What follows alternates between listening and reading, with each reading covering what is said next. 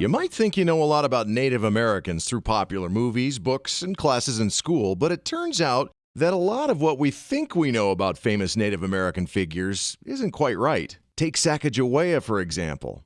You probably remember her as a beautiful Indian woman who lived an exotic life, serving as the all-knowing guide for Lewis and Clark's famous expedition, right? Well, that's not exactly how it happened. Not much is known about Sacagawea's early childhood, but we do know that she was born in 1788 into the Agatica tribe of the Lemhi Shoshone in what is now Idaho.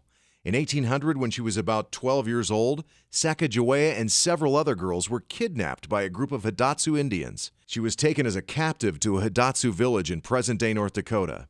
Then she was sold to a French-Canadian fur trapper named Toussaint Charbonneau. Within a year or so, she was pregnant with their first child. Soon after she became pregnant, the Corps of Discovery arrived near the Hidatsu villages. Captains Meriwether Lewis and William Clark built Fort Mandan there and then started interviewing people to help guide them on their perilous expedition. They agreed to hire Sacagawea's husband, Charbonneau, with the understanding that his lovely wife would also come along as an interpreter. They figured her very presence would help any encounters with native tribes along the way. As Clark noted in his journal, "A woman with a party of men is a token of peace." Shortly thereafter, Sacajawea gave birth to a little boy named Jean-Baptiste Charbonneau. Clark called him Pompey. She carried Pompey on a board strapped to her back as the Corps of Discovery forged on. Besides interpreting the language when Lewis and Clark encountered Indians, Sacagawea's activities as a member of the Corps included digging for roots, collecting edible plants, and picking berries. In 1805, the boat they were riding in was capsized. She dove into the water, recovering all the important papers and supplies that would otherwise have been lost, including the journals and records of Lewis and Clark.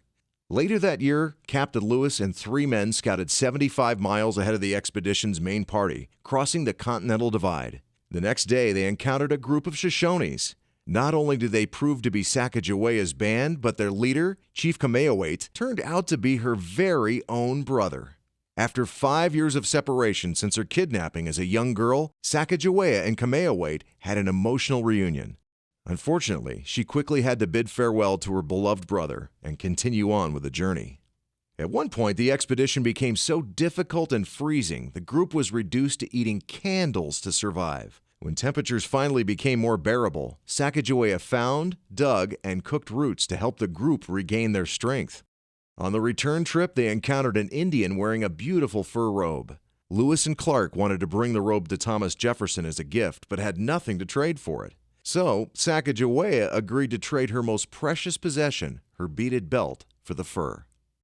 A little over 2 years after the expedition began, it was finally over, ending in St. Louis. Today, we learn about Sacajawea in school as a heroic guide, but her life, like most everyone's, was much more complicated than history books sometimes give her credit for.